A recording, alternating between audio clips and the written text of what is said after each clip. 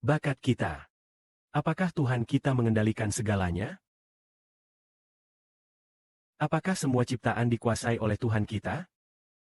Seperti yang sering dikatakan oleh Kristus. Bahkan rambut kita sudah dihitung satu persatu. Apakah itu benar? Itu nyata. Setiap helai rambut kita dikuasai oleh Tuhan. Jadi apa yang si Bodiayong ingin katakan? Jika kita ingin sampai ke Guangzhou, mari kita bekerja untuk Bapa bersama. Apakah kita akan mengalami gangguan dari setan? Pasti akan ada gangguan. Lalu siapa yang bisa sampai ke Guangzhou? Orang yang percaya kepada Bapa di surga. Orang yang imannya kuat. Bapa akan membukakan jalan di surga. Oleh karena itu, saudara-saudari jangan khawatir. Beranilah untuk datang. Apakah saudara-saudari khawatir berkata, waduh, kalau ke Guangzhou keluarga kita. Keluarga kita yang secara daging. Mereka sudah tahu alamatnya. Kalau mereka melapor, bagaimana? Bahkan kalau mereka tidak tahu alamatnya, mereka tetap bisa menemukannya. Bahkan jika mereka tidak tahu kemana saudara-saudari pergi, dalam 1 atau 2 hari polisi tetap bisa menemukannya. Karena sekarang internet sangat maju. Saat kita naik kendaraan atau berjalan di jalan, kamera akan menangkap wajah kita dan segera mengirim ke kantor polisi. Sistem tersebut lalu dengan cepat tahu di mana kita dan dengan siapa kita bertemu. Itulah yang disebut sistem internet besar data. Dalam sekejap dapat menemukan kita di mana. Jadi kemanapun kita pergi, keluarga tahu atau tidak masalah.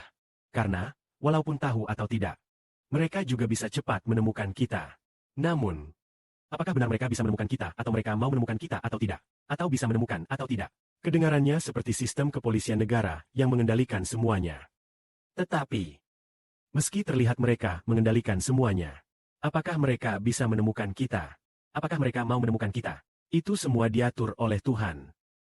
Karena Bapa mengendalikan segalanya. Contohnya seseorang yang bertekad menjadi hamba Tuhan. Keluarganya sangat menentang bahkan melapor polisi.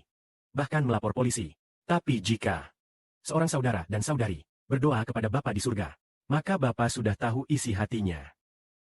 Imannya kuat. Iman kepada Tuhan kuat. Dan bertekad hidup untuk Tuhan. Dan bersedia mati untuk Tuhan. Imannya kuat. Apakah Bapa di surga akan menentukan saudari itu cepat sampai? Menentukan setan tidak bisa menghalanginya?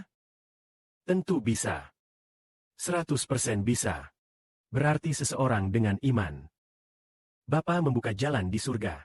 Tapi jika tidak ada iman, meski kita berdoa keras untuknya, tapi dia sendiri tidak beriman. Dia tidak percaya. Bagaimana kita bisa doa dengan sungguh-sungguh? Kalau orang yang memiliki wawasan bakat itu belum memiliki iman, dia akan dengan cepat dikirim ke Guangzhou. Pada hari kedua atau ketiga, anaknya akan datang ke Guangzhou dengan pesawat. Lalu membawanya pulang. Bahkan pada malam itu, saudari itu dibawa ke kantor polisi. Lalu tidak diizinkan tinggal di rumah saudari Shunan. Besoknya, anaknya datang, membawa saudari itu pulang. Karena apa? Karena ada saudari yang pernah datang ke Guangzhou. Tapi kenapa pulang? Karena iman belum terbentuk. Baginya, tidak punya keyakinan, ya. Anggap saja saudari, kita merindukannya untuk datang. Lalu, saat menjalankan pelayanan bersama-sama, saudari itu berkata, waduh, apakah aku harus datang atau tidak? Anakku juga tidak setuju untuk datang. Dan anak perempuanku juga tidak setuju untuk datang. Tetapi saudari Lan dan saudari Zhaowan begitu mencintaiku. Dan saudara Seiman begitu mencintaiku. Aku sebenarnya berdiri di pihak siapa? Aku tidak tahu. Aku, berdiri di pihak mana? Lalu, apakah saudari seperti ini benar-benar memiliki iman yang sejati? Jika ia kehilangan iman, maka Kristus yang lama tidak akan membantunya di surga. Utamanya untuk membantu agar ia dapat menerima sukacita dengan lancar. Orang yang berada di bawah nama Tuhan pasti memiliki iman yang teguh dan rela memberikan nyawa untuk Tuhan.